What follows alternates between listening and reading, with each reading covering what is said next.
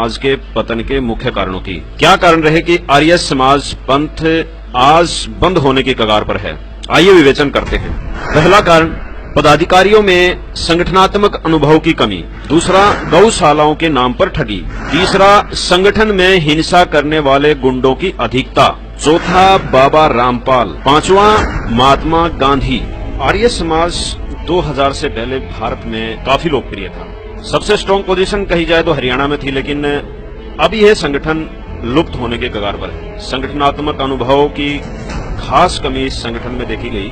जो आचार्य आर्य समाज से ताल्लुक रखते थे, उन्होंने अपने संगठन की तरफ ध्यान न देकर अपने घरों की तिजोरियां भरने में सारा ध्यान लगा दिया। गौशालाओं में काफी ठगी सामने आई। गौशालाओं के नाम पर अधिकारियों, पदाधिकारियों, गौशाला के नाम पर भी आर्य समाज के आचार्यों, पदाधिकारियों ने काफी बड़े बड़े घोटाले किए।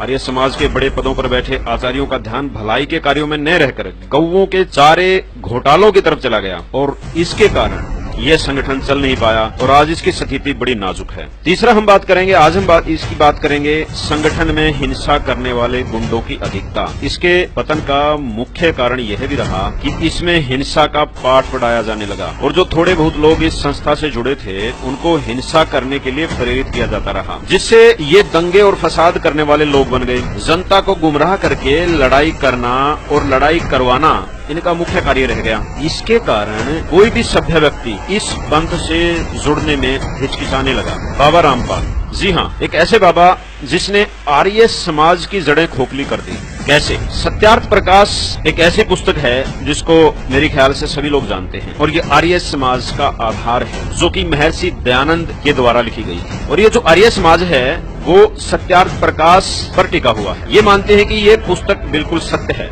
लेकिन बाबा रामपाल जी ने सत्यार्थ प्रकाश और वेदों की तुलना शुरू कर दी। ये शुरुआत सन 2000 में की थी। उन्होंने कहा था कि सत्यार्थ प्रकाश पुस्तक वेदों के विरुद्ध है, लेकिन जिस सत्यार्थ प्रकाश पर लोग इतना विश्वास करते थे उनको बाबा रामपाल की बातों पर विश्वास नहीं हुआ। फिर उन्होंने टीवी चैनल और समाचार पत्रों के माध्यम से जनता के सामने रखा। सारी जनता हक्का बक्का रह गई और सच्चाई को सभी लोग जानने लगे कि ये तो जनता के साथ बहुत बड़ा विश्वासघात है, जिससे आर्य समाज को बहुत बड़ी हानि उठानी पड़ी। जनता जागरूक हो गई और तत्कालीन जो आचार्य थे उन पर बहुत बड़ी मार पड़ी। बाबा रामपाल जी ने बताया कि वेदों में लिखा है परमात्मा साकार है और आर्य समाज महर्षि दयानंद ये कहता है कि परमात्मा निराकार है। अब बाबा जी का तुलना करने का जो तरीका था वो बड़ा ही जबरदस्त था। उन्होंने प्रमाणित करके दिखाया और ये सब साबित हुआ। इससे आर्य समाज के आचार्यों को बड़ा धक्का लगा। वो सच्चाई जानकर भी इस बात को मानने के लिए तैयार नहीं थे कि वेदों में और सत्यार्थ प्रकाश में बहुत बड़ा अंतर है। वैसे यदि आर्य समाज के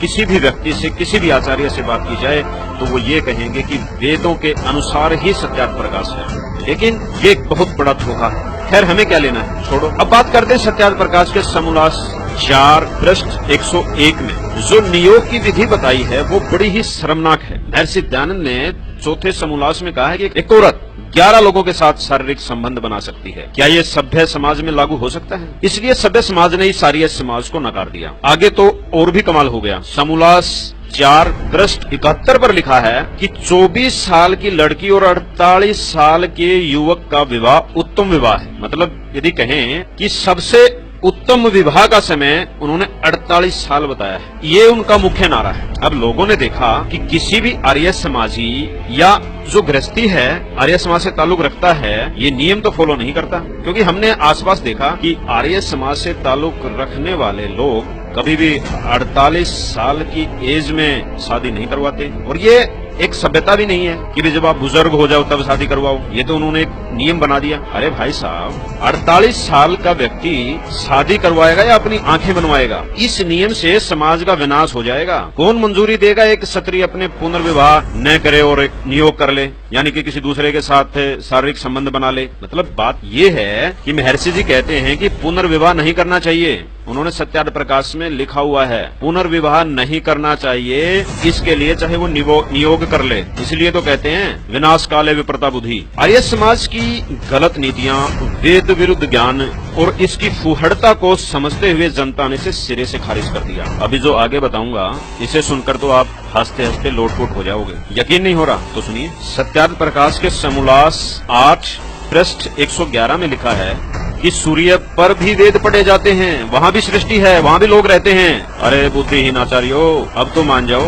ये बात तो कोई अनपढ़ ही बता सकता है कि सूर्य पर जाकर आप अपना आसन नहीं लगा सकते। चलो छोड़ो, हमें क्या लेना है। एक दिन की बात है, मैं भी आर्य समाज के आचार्यों की मीटिंग में था। थोड़ा बहुत प्रभावित था क्योंकि इनकी जो भाषा शैली है, इनका जो उच्च उच्चारण है, एक बार ये लोगों को प्रभावित कर लेते हैं। एक आचार्य ने कहा कि क्या कारण है कि हमारा पंथ पतन की ओर जा रहा है और जब भी हम लोग इकट्ठे करते हैं आर्य समाज के नाम पर 200-300 से ऊपर नहीं होते। मैं भी उस मीटिंग में था। मैंने कहा जनाब, अब इंडिया एजुकेटेड है, सबको पता चल गया कि सूर्य पर सृष्टि नहीं हो सकती। और कौन ऐसी जगह आना चाहेगा जिस पंथ में 50 साल का होने के बाद शादी की जाती हो, और कौन अपनी माँ बहन बीवी को ये मंजूरी देगा कि वो 11 पुरुषों से शारीरिक संबंध बनाए। और जिसको परमात्मा चाहिए वो वेदों के विरुद्ध क्यों चलेगा? आपका सारा सिस्टम तो खराब है। अब ये बातें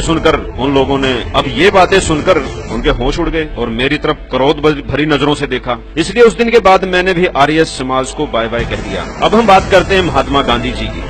महात्मा गांधी जी ने आर्य समाज के बारे में क्या कहा? उन्होंने कहा, मैंने आर्य समाजियों की सत्यार्थ प्रकाश को पढ़ा है। जब मैं यरवदा जेल में आराम कर रहा था, मेरे दोस्तों ने इसकी 3 कापियां मेरे पास भेजी थी। मैंने इससे निराशाजनक पुस्तक कोई नहीं पढ़ी। अब उन्होंने 4 जून 1924 के अखबार यंग इंडिया में कहा है, ये अहमदाबाद से प्रकाशित हुआ था। उन्होंने कहा कि आप जहां कहीं भी आर्य समाजियों को पाएंगे, वहां ही जीवन की सरगर्मी मौजूद होगी। तंग और लड़ाई की आदत के कारण या तो धर्मों के लोगों से लड़ते रहेंगे, और यदि ऐसा न कर सके तो एक दूसरे से लड़ते झगड़ते रहेंगे। ये आर्य समाजियों की फितरत है, महात्मा गांधी जी ने कही। और इस बयान ने आर्य समाज की कमर तोड़ दी। अभी अंत में यही कहेंगे, सत्यार्थ प्रकाश पुस्तक को कोई सभ्य इंसान नहीं पढ़ सकता। अतः इसे घरों में रखना, अपनी गृहस्थी को